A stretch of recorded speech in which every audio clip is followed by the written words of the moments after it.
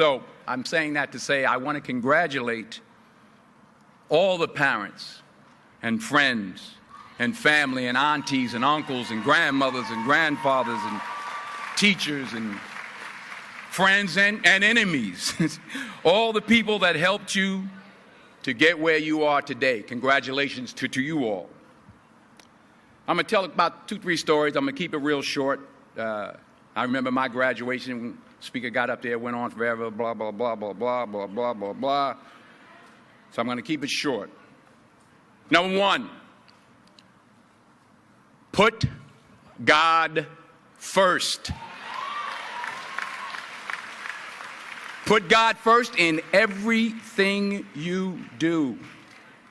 Everything that you think you see in me, everything that I've accomplished, everything that you think I have, and I have a few things, everything that I have is by the grace of God.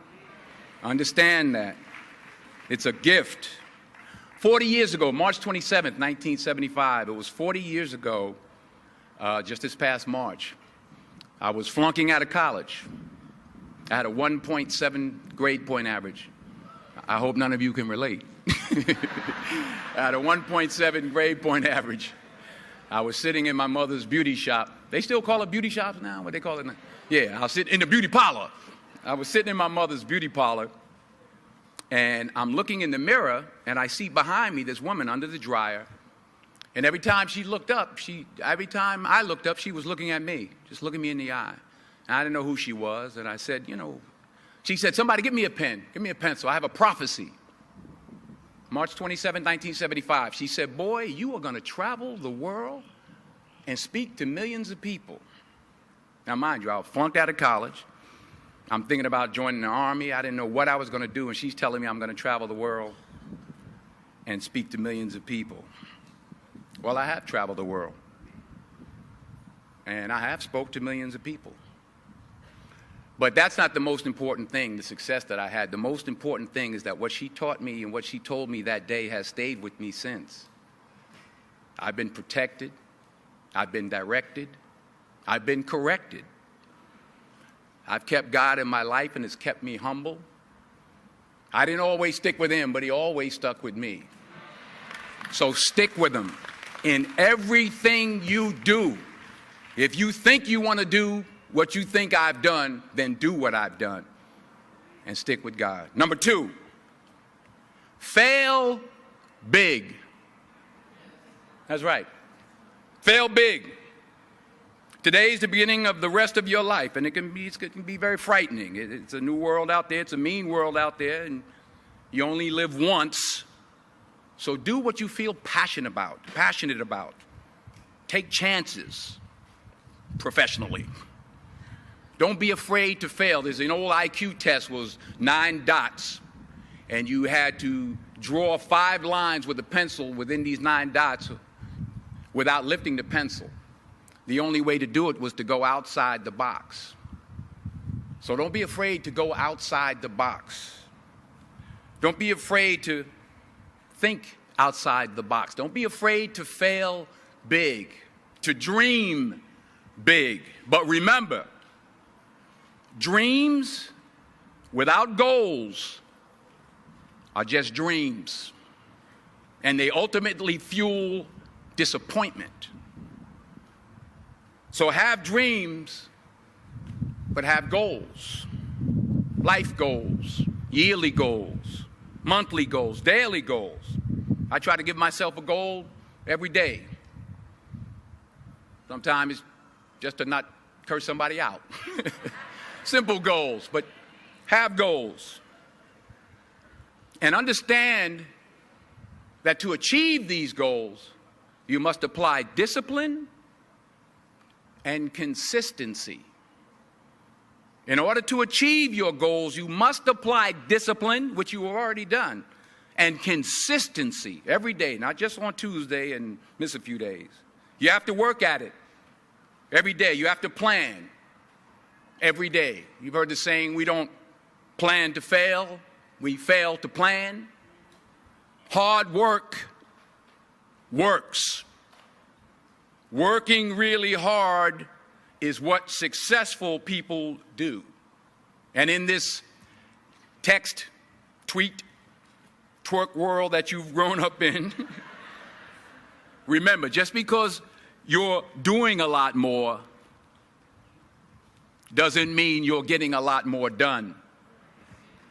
Remember that. Just because you're doing a lot more doesn't mean you're getting a lot more done. Don't confuse movement with progress. My mother told me, she said, yeah, because you can run in place all the time and never get anywhere.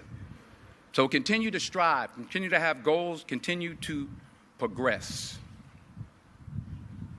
Number 3, you'll never see a U-Haul behind a hearse. I'll say it again. You'll never see a U-Haul behind a hearse. I don't care how much money you make, you can't take it with you. The Egyptians tried it. They got robbed. That's all they got. You can't take it with you. And it's not how much you have. It's what you do with what you have. We all have different talents. Some of you will be doctors, some lawyers, some scientists, some educators, some nurses, some teachers. Yeah, okay. Some preachers. The most selfish thing you can do in this world is help someone else. Why is it selfish? Because the gratification, the goodness that comes to you, the good feeling that I get from helping others, nothing's better than that. Well, one or two things, but nothing's better than that. Not jewelry, not big house I have, not the cars, but it's the joy. That's where the joy is, in helping others. That's where the success is, in helping others. Finally, I pray that you put your slippers way under the bed tonight, so that when you wake up in the morning, you have to get on your knees to reach them. And while you're down there, say thank you for grace.